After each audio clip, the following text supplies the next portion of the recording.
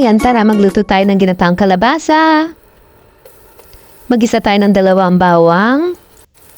Sundan natin ng 1 sibuyas at kapirasong luya. Ayan, pagsabayin na natin sila. So habang ginigisa to, na-prepare ko na yung aking giniling.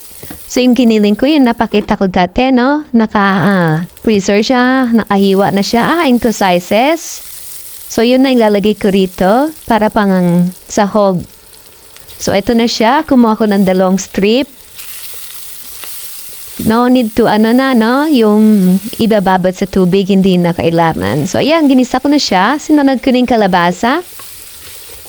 Hiwain natin into desired sizes. Mas maganda yung maninikis para mas madaling maluto. Ayan, tipid sa gasol or sa kuryente. So, ayan, nilagyan ko ng seasoning, pamintang pino, 2 kutsarang patis, konting-konting oyster sauce. Ayan, siguro mga 1 teaspoon yan. Hindi ko na sinusukat. Ganyan na lang. So, easy na. Kayang-kaya niyo yan. Ayan, pag nakita niyo, kayang-kaya niyo. Ayan, nakita niyo yun. May nalaglag na takip ng oyster sauce kasi bago lang siya. Lagyan ko ng 1 cup na kakang gata or ayun, gata na lang. Sige, tsaka 1 cup na tubig. So kung gusto niyo konti laman tubig, bawasan niyo, no? Kalahating cup na lang. Ayan, sa pakuluan lang naman natin ito. Ayan, kumukulo na siya. So haluin natin para masunog sa ilalim. Nilagay ko dito yung hilabos na hipon na natira. Ayan, kung meron kayong hipon, dilagay nyo. Kung wala is okay lang naman kasi may sahog naman ng giniling. Ayan, iba nagsasahog dito ng mga daing. Pwede yan, ha? O kaya dilis.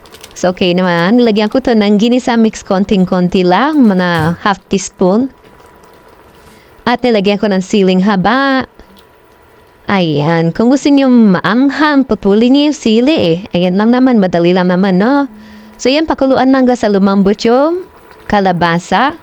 So tikman natin kung tama na yung alat para makapagdagdag tayo ng asin kung ano man mangyari. So pa-serve natin to na masarap. So yan na, finished product. Malambot na yung kalabasa. Isa din na natin sa mangkok. At mag-umpisa na tayong kumain. Ayan, tawagin na sila, maghugas ng kamay. At kumain na tayo. Ayan na. Sana nagustuhan nyo ang aking menu for today. Ginataang kalabasa. Ayan. So, anong tawag nyo sa kalabasa sa inyong lugar? Paki-comment. Bye. Thanks for watching. Please subscribe to my channel for more updates. Love you all. Bye-bye.